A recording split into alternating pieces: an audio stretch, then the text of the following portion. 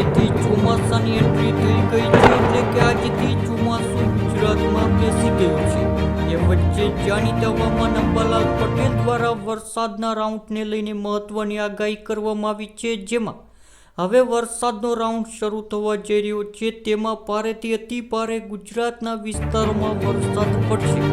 કેટલાક વિસ્તારોમાં તો 7 થી લઈને 8 ઇંચ સુધી વરસાદો ખાબકવાની શક્યતા પણ અંબાલાલ પટેલ દ્વારા વ્યક્ત કરવામાં આવી છે. જો કે કઈ તારીખોમાં ગુજરાતના કયા વિસ્તારોમાં ભારે વરસાદ વરસશે તેને લઈને તેઓએ જાણકારી આપી છે. તો આ તમામ માહિતી વિશે વિડીયોમાં આગળ વાત કરીશું, તો વિડીયોને છેલ્લે સુધી જોતા રહેજો. એ સાથે ચેનલ પર નવા હોય તો ચેનલને જરૂરથી સબસ્ક્રાઇબ કરી દેજો. ગુજરાતમાં આગામી દિવસોમાં ચોમાસું વધુ સક્રિય બનવાની શક્યતાઓ વચ્ચે હવામાન નિષ્ણાત અંબાલાલ પટેલે મહત્વની આગાહી કરી છે. તેમના જણાવ્યા મુજબ 29 તારીખથી લઈ 7 જુલાઈ દરમિયાન રાજ્યના મોટા ભાગના વિસ્તારોમાં સારો વરસાદ નોંધાઈ શકે છે. ખાસ કરીને દક્ષિણ ગુજરાત, સૌરાષ્ટ્ર અને મધ્ય ગુજરાતના કેટલાક જિલ્લાઓમાં ભારેથી અતિ ભારે વરસાદની શક્યતા વ્યક્ત કરવામાં આવી છે. અંબાલાલ પટેલના જણાવ્યા અનુસાર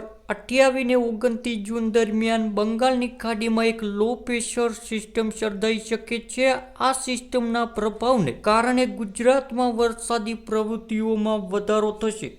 દક્ષિણ ગુજરાતના જિલ્લાઓમાં ભારે વરસાદની શક્યતા છે, જ્યારે સૌરાષ્ટ્રના કેટલાક વિસ્તારોમાં પણ સારો વરસાદ પડી શકે છે. ત્યારબાદ મિત્રો, હવામાન વિભાગે પણ આગાહી કરી દીધી છે. ગુજરાતમાં ચોમાસાનું સત્વાર આગમન થઈ ચૂક્યું છે. હવામાન વિભાગની તાજી આગાહી અનુસાર રાજ્યમાં હાલમાં એક અત્યંત શક્તિશાળી સાયક્લોનિક સર્ક્યુલેશન સિસ્ટમ અને મોસમ ટ્રફ સંયુક્ત રીતે સક્રિય થયા છે. આ સિસ્ટમની મજબૂત અસરના કારણે સમગ્ર ગુજરાતમાં આગામી 7 દિવસ સુધી તોફાની વરસાદી માહોલ રહેવાની પ્રબળ શક્યતા છે. તેમજ આગામી 2 થી 3 દિવસમાં વરસાદનું જોર હજુ વધુ વધશે. સૌરાષ્ટ્ર અને દક્ષિણ ગુજરાતમાં યલો એલર્ટ. હવામાન વિભાગે દક્ષિણ ગુજરાત અને સૌરાષ્ટ્રના વિવિધ જિલ્લાઓ માટે ભારે વરસાદનું યલો એલર્ટ જાહેર કર્યું છે.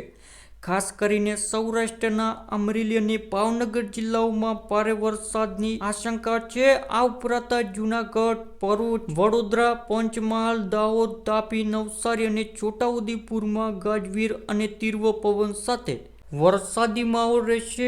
અને ઉત્તર ગુજરાતના મહેસાણા અને સાબરકાંઠામાં પણ આકાશ વાદળછાયું રહેશે, જ્યારે અમદાવાદ અને ગાંધીનગરમાં પવન અને ગાજવીર સાથે વરસાદી ઝાપટા પડવાની પૂરેપૂરી શક્યતા છે. હવામાન વિભાગે દરિયાકાંઠાના વિસ્તારોમાં 40 થી 50 કિલોમીટર પ્રતિ કલાકની ઝડપે તેજ પવન ફૂંકાવાની શક્યતાને પગલે માછીમારોને દરિયો ન ખેડવા સ્પષ્ટ સૂચના આપી છે. કેન્દ્ર શાસિત પ્રદેશ દમણ, દીવ અને દાદનગર હવેલીમાં પણ મધ્યમ વરસાદી માહોલ રહેશે. વહીવટીતંત્ર દ્વારા લોકોને ગાજવીજ વખતે વીજળીના થાંભલા કે નબળા વૃક્ષો નીચે ઊભા ન રહેવા અને માર્ગદર્શિકાનું પાલન કરવા અપીલ કરવામાં આવી છે.